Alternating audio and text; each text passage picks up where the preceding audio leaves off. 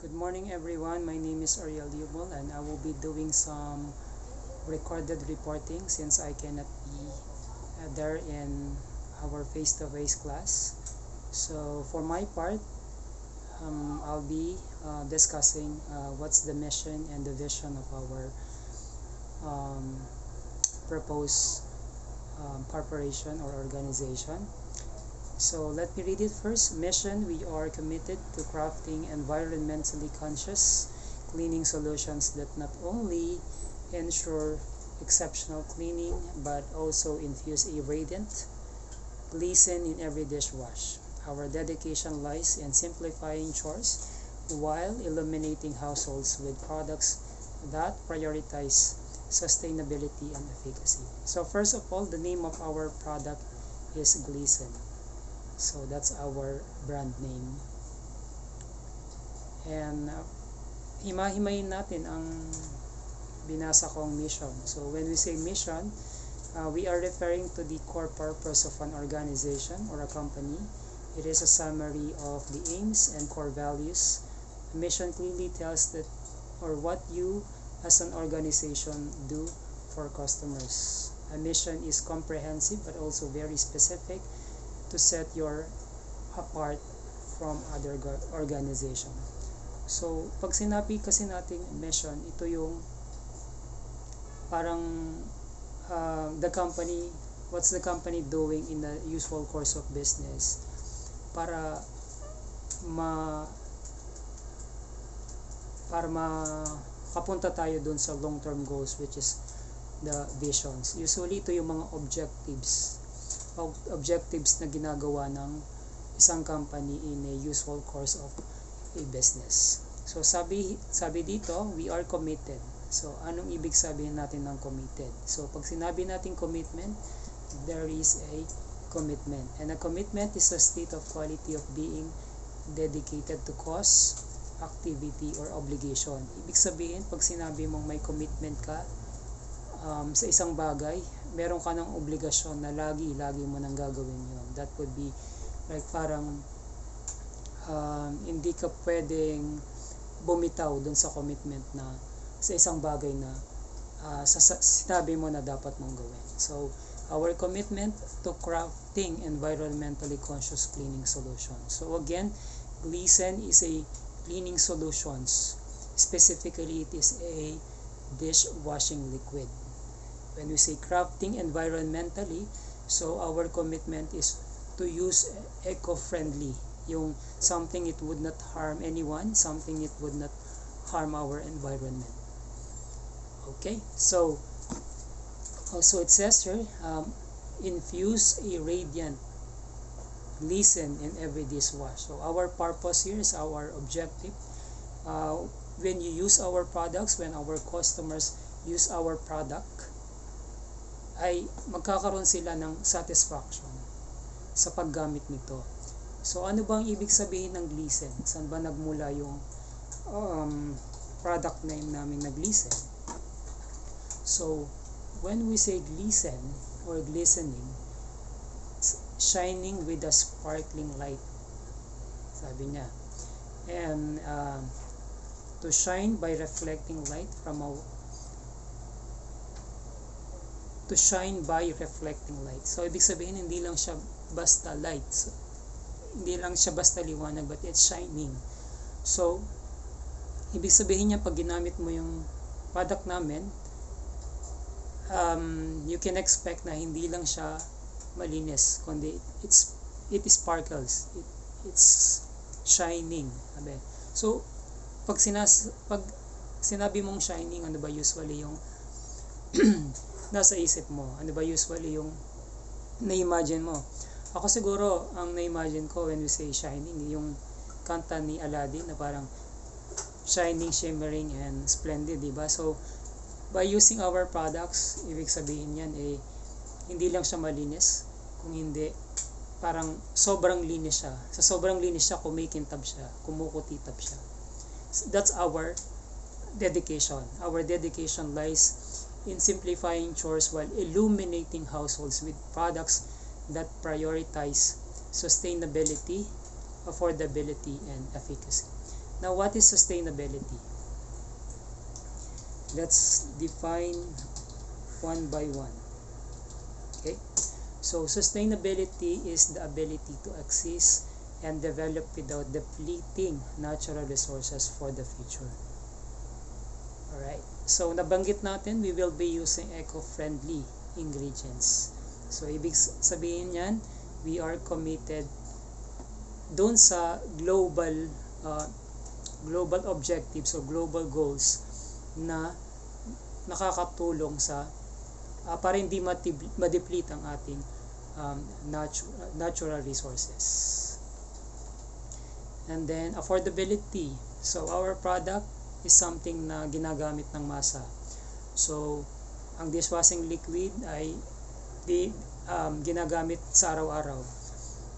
Aside from our basic necessities like food, clothing, or shelter, masasabi ko na ang dishwashing liquid ay something na kailangan din natin, hindi lang sa household, kundi paglalabas tayo, punta tayo sa mga fast food, punta tayo sa mga hospital, sa iba't ibang industries. So even inside my organization, in an insurance company, I'm working in an insurance company. So doon pag meron kaming kunwari nagbaon ako, so meron kaming parang dining area doon na merong available na dishwashing liquid, but I don't know what brand we are using there, but it's something that dishwashing liquid is you can see everywhere in any given or certain industry, right? So now efficacy. So what is efficacy? So efficacy said the ability to produce a desired or intended result. So when we say ability, that's your what you can do. So in here in our mission, it's our ability to produce our product, Listen, a cleaning solution, a dishwashing liquid that we are aiming to provide a desirable result in which our customers would be satisfied with using our products, and at the same time we are hoping that they will continue to patronage our product. And of course that's our objectives, na magkaroon kami ng solid base of customers, because it will be beneficial for the company on the long run. Alright, so I think we're done with the mission, and then we can go now with the vision. Okay, so our vision is to redefine dishwashing experiences by championing glisten as the hallmark of our products. We strive to lead the industry in providing innovative, eco-friendly solutions that not only sparkle and shine, but also contribute to a brighter, sustainable future for generations to come. So, malimit natin marinig, minsan tinatanong sa atin what would be the difference of mission and vision. So, vision, this is the long-term goal. Okay?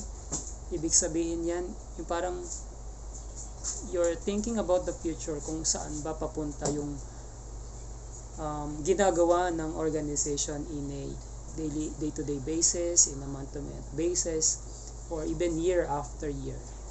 So, ano ba yung nilook forward ng isang company? I think every company naman ay may kanya-kanyang vision. Even us, personally or professionally, we are students.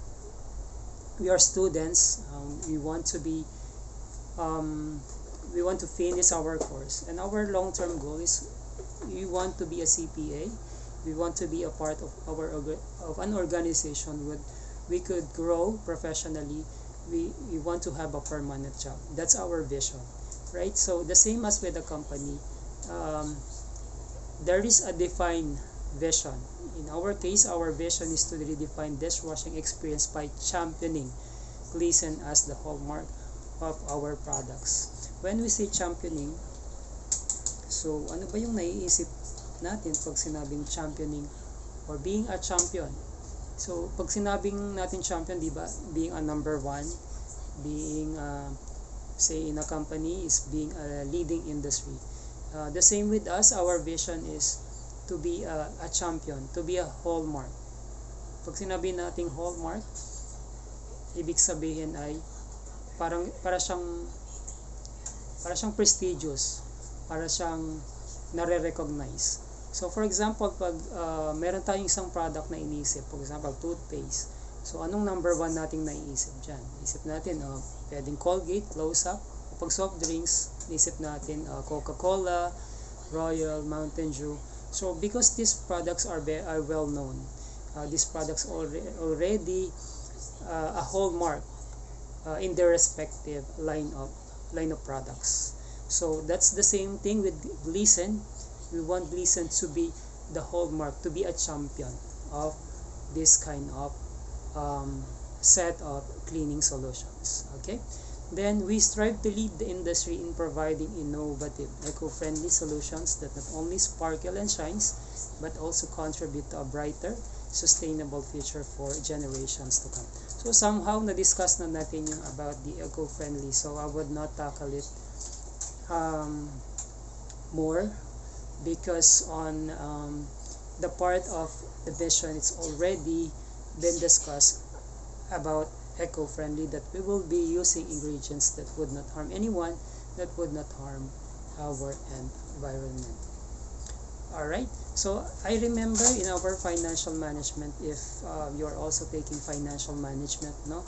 So sabi doon ang goal ng isang organization is to maximize the profits for the stockholders or incorporators. But at the same time, we cannot sacrifice some other conditions. There are some limitations. So you can maximize the profit of an organization, but we cannot sacrifice our natural resources. We cannot pollute the air, we cannot pollute the water.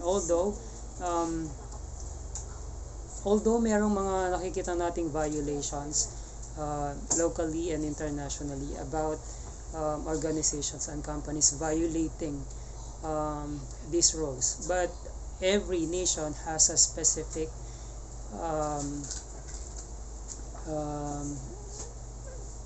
organization or limiting body, like the government. For example, here in the Philippines, we have the NR, diba, na lilimita at nagpapanis sa mga, or there will be punishment for those organization violating with the act of depleting our natural resources. So parang naisip ko lang, no? It's a like aside comments regarding this.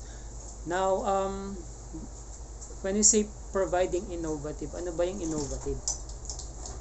So innovative is like it's thinking for a new method and new ideas.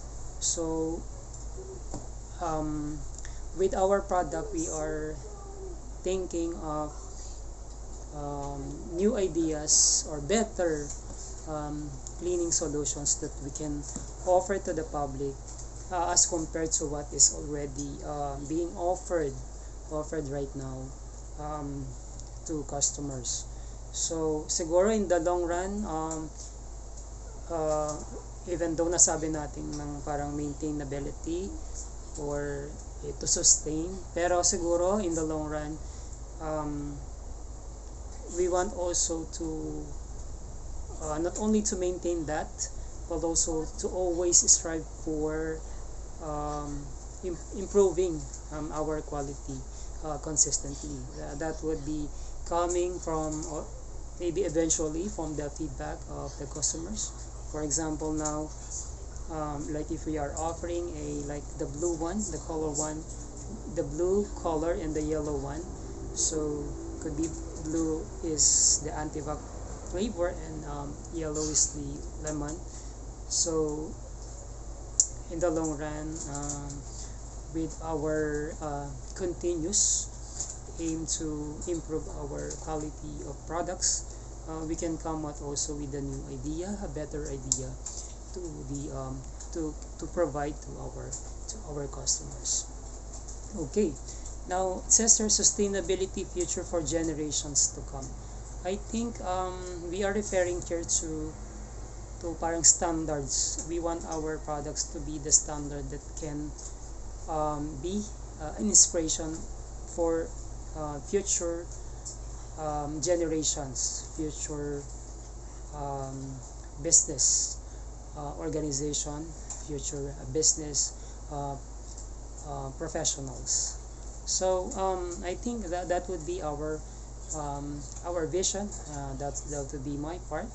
Again, our vision is to redefine dishwashing experience by championing Gleason as the hallmark of our products.